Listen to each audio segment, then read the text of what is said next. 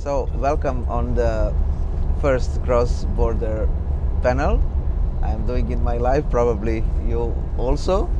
Yes. With me today on the way from Trieste to Slovenia are Marce from Reggio Sette, Rajmund Klonowsky from Kurier Wilensky, and Chirimiciu Andras from Nyugati Jelen. Yeah. So we are actually finalizing our 10th conference we devoted to minority and local media, and this year is really strange like the last one. So we are actually doing our international panel on the bus. That was the only chance, and I would start with the questions. First I would ask Marce, the presence and visibility of minority media in the public dialogue is the golden thread of the communication platform we have been running for 10 years. What is the socio-political position of minority media today in the communities to which they address directly and in the general public? What is their true impact? Well, in our case, the Catalan community is a minority into Spain, but is not a community in Catalonia or not all around Catalonia. For example, we have a minorized language in Catalan is a minorized language in Barcelona and the metro area, because is where most of the immigration waves arrived, but is the majority media in our area, for example, in the heart of Catalonia and in the north of it. So the situation is very different. In Catalonia we have a radio station that is the leader, number one radio program in Catalonia is in Catalan, but we don't have movies in Catalan, we don't have video games in Catalan, so the situation is completely different. The Catalan media are really present in the public debate, but sometimes in a second-hand position. It's like being the second part of the story, because the main debate is always in Madrid and in the Spanish media in Barcelona. Yeah, so we are present, but not in the same way. And you are having the certain impact in the public dialogue with the wider public, Yes, let's say. we have it, but always in a second position. Okay, thank you. Rajmund, the same question. It is similar with the Polish community in Lithuania. We are minority in the country, we are minority in the capital city of Vilnius, even though we make up about 16-17% of the population there. But in neighboring areas, Poles often are a majority of the neighboring population. But what is our impact? For most of the time, Polish voice was marginalized and it did not appear in public debate. But this has started to change as of late, especially after Russian attack on Ukraine in 2014 and Russian occupation of Crimea, because Lithuanian authorities started thinking that it would be beneficial to be in dialogue with their minorities inside their countries, unless they want for this dialogue to be held by other state actors, in this case by Russia. So that's why Polish voice started to be heard a little bit more, but it's still not as impactful as one would expect from the biggest minority group in the state. Okay, thank you. Andras? In Transylvania, the Hungarian community is one of the most important communities. And there are significant regional differences. There are parts of Transylvania where Hungarians make the local majority, a strong majority of over 80%. There are diverse regions where the minority, Hungarian minority and the Romanian majority are half or 20, 30 and 70, 80. And there are regions in Transylvania when the Hungarian minority is very, its percentage is very, very small, less than 10%, for example. So the impact of minority media differs from region to region. There are regions where there are basically only minority media, when the Romanian media it's not even there. There are regions where the minority media and the majority media are on basically side by side, and there are regions where the minority media it's very marginal, to say so. And the attitude of the majority differs. Where the minority is strong, the majority takes it into account. When the minority is very weak, very small in number, so of course the majority maybe don't even have a clue about the existence of that minority. But the minority media is an important set of our identity in all the places of Transylvania. Thank you. It was the Minority Safe Pack initiative went unexpectedly badly, at least for myself. So what actually happened there, and how the minority communities accept that news? How the minorities accept what? Sorry? How minority accepted that news about this refusion of Minority Safe Pack, what happened in the beginning of the year in the European Commission. So it was unexpected. So everybody were thinking that it was made this initiative well, that it was collected over 1,200,000 valid signatures, and it was about to be adopted, but it was not. Yeah. Well, generally speaking, the mainstream population is not very attendant of what's happening in the European Union and the regulations, even in our own states.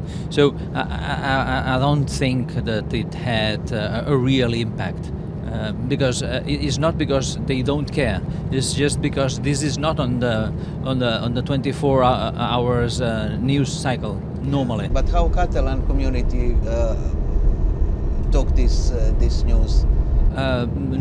This is not in the public debate, really. This is not in the mainstream news, and so this is not being debated in the Catalan society. We have our own issues, and those are the public attention is very focused on that. You know, besides that Catalonia has been in an independence process during the last 10 years, an independence that now it's in a new. I don't know how to put it. It's in another episode, in another season now. But it has been focusing the public attention, and those things normally are not debated, really. Not really. This is a pity. Well, in Lithuania, the Minority Safe Pack was not in the public debate at all. Majority media ignored it. But the Polish community was the one to mobilize and actually collect required amount of signatures. So for Polish community this was a big deal. And then when European Commission declined to even discuss the topic, it meant that it just didn't care about a million of European citizens think. So lots of people felt betrayed, and Polish community was the most Euro-enthusiastic part of Lithuanian citizens during the referendum of 2004, when Lithuania joined the European Union. And now Polish community feels the most that European Union has betrayed them, that it was not worth joining European Union because they were hoping that it would protect their rights, protect their identity as a minority, and it is not happening because European Commission is obviously not interested in anything that is not beneficial to Germany. But well, I think this is not right. European Union did not betray us, but instead European Commission betrayed the idea European Union was built around. So how do we feel about it? Really bad. We feel cheated, we feel betrayed. Thank Thank you. Among the Hungarian community in Romania, it was also a very huge disappointment, a huge disappointment. The majority media did not cover too much the issue of minority safe pact, but the minority had huge expectations about it, especially since on the European level they gathered more than 1.2 million signatures. So it was one of the most important citizen initiatives, and we had this expectation that the European Commission will tackle it. I know it is a hot potato. It is ethnical and national rights is a hot potato. And when the European Commission struggles with so many challenges, from migration crisis to COVID pandemic to economic crisis, so of course for them to tackle this ethnical question, it is a very difficult problem. But even so, the minority had more expectations and at least a kind of statement of a clear position from the European Commission. Thank you. So the following question is actually going after that. That European Union is having basic principle to nurture diversity and supports in practice indigenous minorities. We have had a serious migrant crisis for years, and we can say a certain reluctance to truly integrate migrants into European society.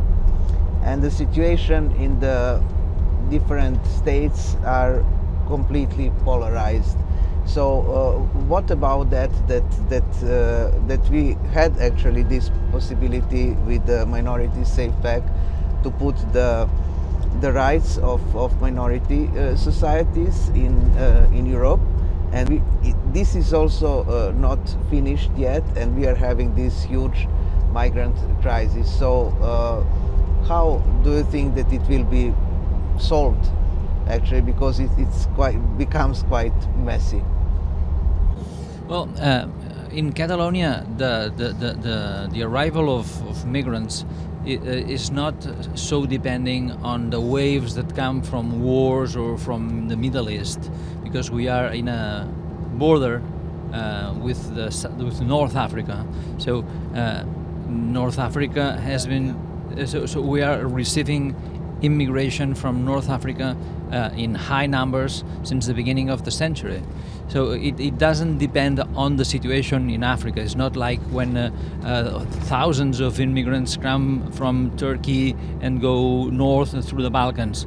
We are not in this area. We are receiving immigration, as always, from the north of Africa through Gibraltar, right? So it's a little different. And our challenge about immigration, of course, in Catalonia is to make them part of our society, to make them able to understand, to speak Catalan. So there is not a situation in which Catalan speakers don't dare to speak because they know that nobody will understand them. This is the point. And generally speaking, Catalonia is not exactly a minority in the way that Hungarians are in Romania or Serbia.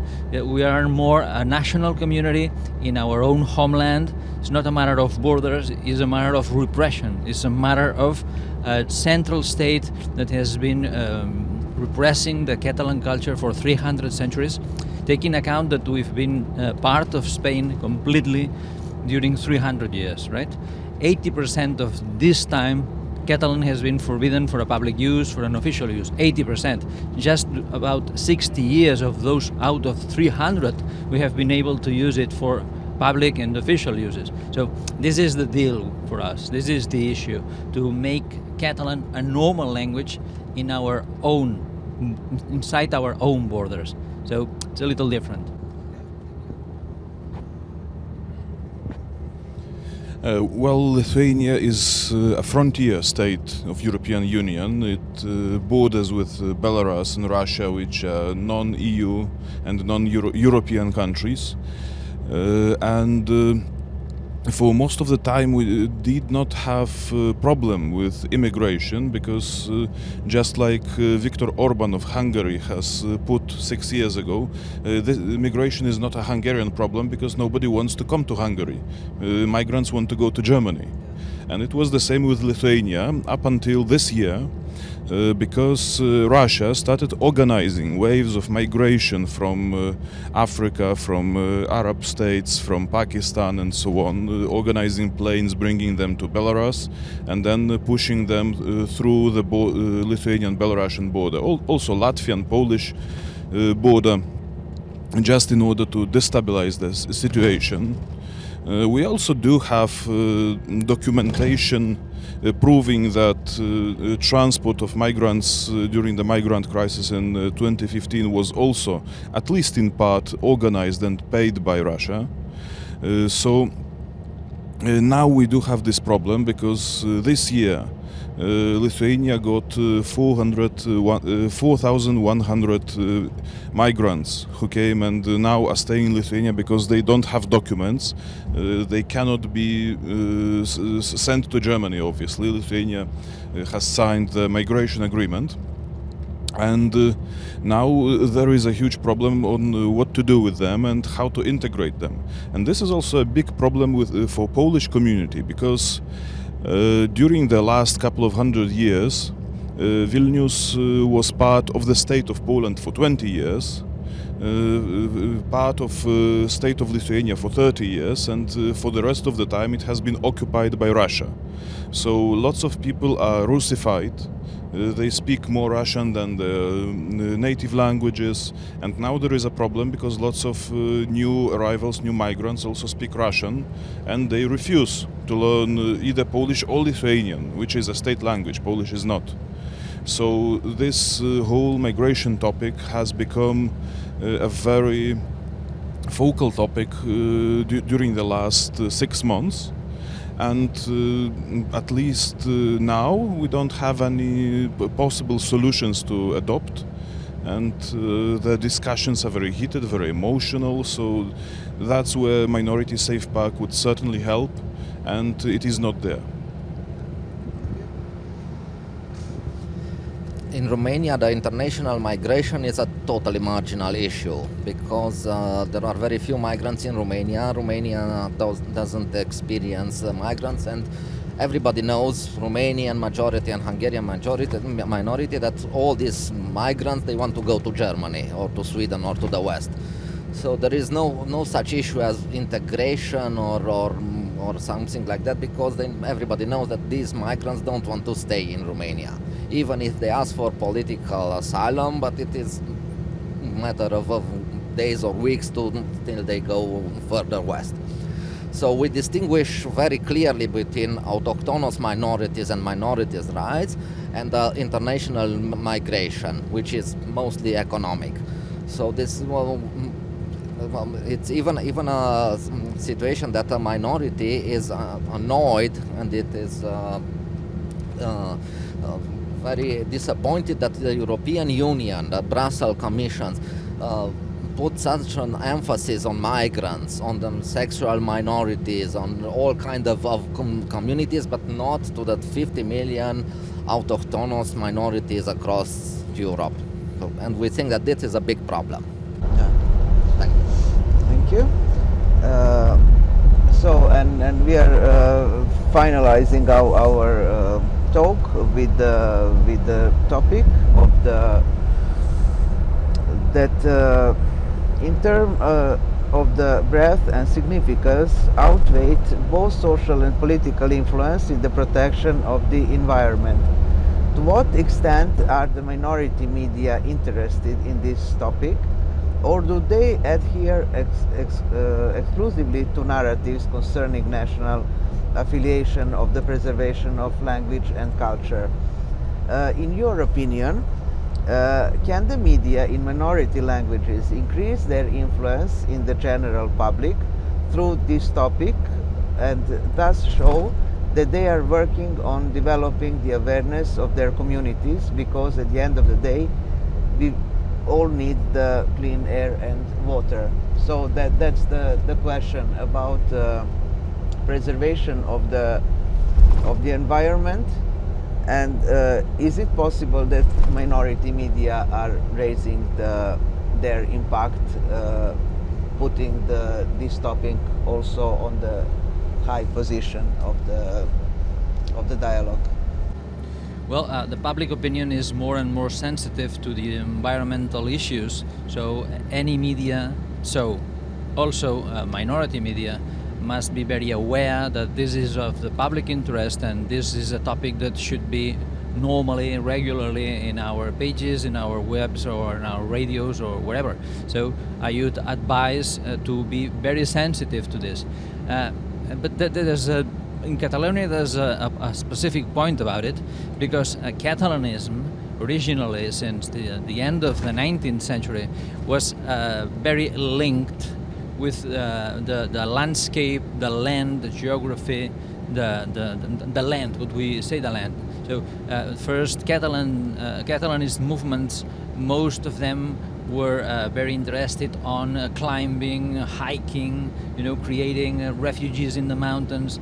So it's part of the Catalanist tradition. It has an additional point. There are topics that go over national identities and divisions, and just as the topic of illegal migration, which has truly, for the first time, I think, in decades, united Poles and Lithuanians together. Against the decisions of the lawmakers, against this wave of migration coming to us. Also, environmental issues are ones where there are no contention between Poles and Lithuanians. So Lithuania is a very green country with lush forests, with developed agriculture. And we are very sensitive about that. We do not want our natural resources exploited for some colonists' profits. This was also one of the reasons why Lithuania was going for independence from Soviet-Russian occupation. But on the other hand, we also need to remember that media especially have also educational role. So what we absolutely cannot do is to just repeat propaganda slogans from green ideologists and so on, which are often misleading and can be very harmful for our environment. So, for example, if we just push for the renewable resources like solar panels and wind turbines, they are fine, but then there is a problem that when the wind is not blowing, sun is not shining, you don't have electricity. So you have to produce it like Germany is going for, by burning conventional resources. So this is definitely not ecological. Then even by burning forests, because burning biofuels like wood is also considered to be green, is it? Yeah. So there is also another thing. Lithuania is quite scarcely populated. There is no public transportation. So people rely on their cars in their daily lives. So if policies are adopted, which are just copying policies from Berlin, for example, or from Stockholm, banning use of cars, banning use of diesel engines and so on, people not only lose their mobility, but they lose their jobs, they lose their way to sustain themselves, and this hurts community much more than it would hurt the planet otherwise. So we also must remember to keep the balance, to stay reasonable, rational, and remember to put community first.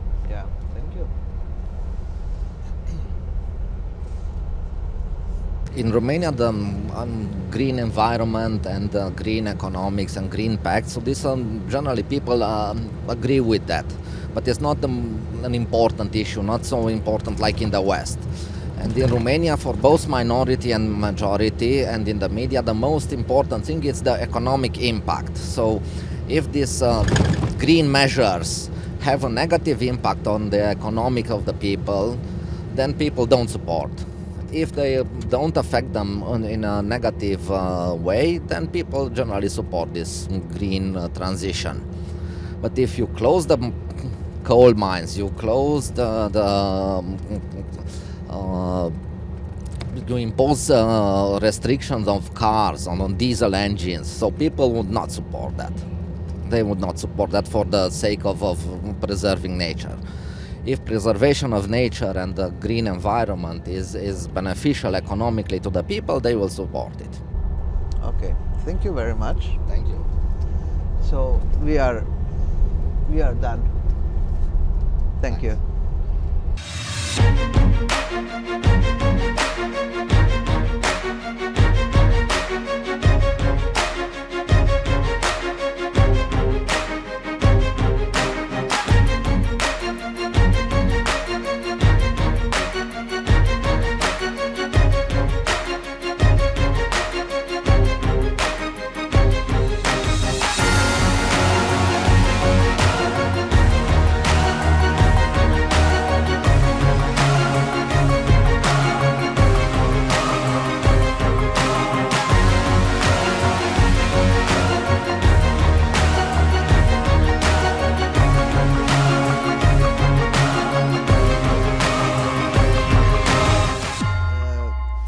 Come la vera possibilità di entrare per le medie delle minoranze nel dialogo pubblico. Il dialogo con la maggioranza. Sì. Sì, lì è il problema che la maggioranza in genere non legge volentieri i giornali delle minoranze, ma c'è stato un po' un cambiamento, penso, in tutta l'Europa, perché si cerca di avere più rispetto verso le minoranze, e quello vuol dire anche guardare dove sono i problemi delle minoranze, come si possono risolvere i problemi delle minoranze. E qui sicuramente i giornali, tutti i media che curano gli interessi delle minoranze hanno un grande vantaggio, perché portano al pubblico quello dove qualcosa non funziona, qualcosa non manca, o dove ci sono le richieste che sono necessarie perché la minoranza possa sopravvivere. E questo ruolo di portare avanti queste idee è la stampa in tutte le fasi, video, online e print. L'iniziativa Minority Safe Pack non è andata bene, in buon fine. Mi interessa come la comunità tedesca ha ricevuto questa notizia, come hanno preso questo, perché era un grande lavoro, è stato fatto, più di 1.200.000 firme, e questo non è sufficiente. Come è andato questo nella comunità tedesca? È un grande peccato, perché tutti quelli che hanno l'interesse o anche la sensibilità di curare l'interesse delle minoranze hanno sentito che questa è una cosa che non è giusta. Se tante firme sono state accolte in Europa, si avrebbe dovuto portare in avanti. E è stato accolto come in tutti gli altri paesi. C'è una parte della popolazione che è propositiva alle minoranze, e c'è una parte della popolazione che non vuole saperne delle minoranze. Per esempio i francesi dicono non ci sono minoranze da noi, siamo tutti francesi. Questo non è vero, perché c'è la particolarità di certe popolazioni, di certe lingue che ci sono anche in Francia.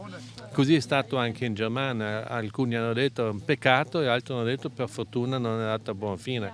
Ma io penso che non sia finita qui, non dobbiamo adesso smettere, dobbiamo di nuovo riportare questa questione al Parlamento europeo, dobbiamo di nuovo portarlo nei nostri stati e portarlo avanti.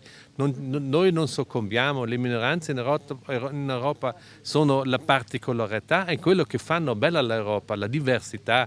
Per questo andiamo avanti che vinceremo.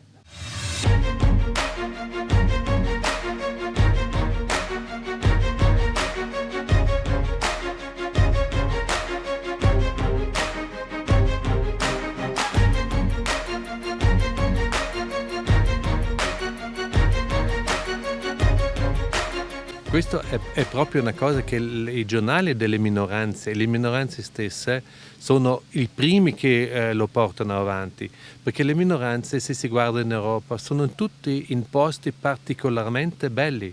Si va a vedere tutti gli ungheresi in tutte le parti dove sono le minoranze, in Slovacchia, in Romania o anche da noi sudtirolesi in mezzo alle Alpi, gli italiani in Istria, uno dei posti più belli in tutto il Mediterraneo. Noi siamo in posti più belli e per questo la tutela del nostro ambiente, la tutela della nostra natura, la tutela dell'acqua, del cielo, del mare è la prima cosa che noi dobbiamo portare avanti, perché è il nostro territorio e la maggior parte di noi vive anche di turismo e per questo dobbiamo cercare di tenere pulito il nostro territorio e cerchiamo di andare avanti a informare la popolazione che lo facciano e lo fanno. Sì, e questa è la forza delle medie e delle minoranze di entrare. Sì. Quello che noi scriviamo, che scrive La Voce del Popolo o Primorski o il Dolomiten, viene creduto perché noi scriviamo quello che è veramente vero.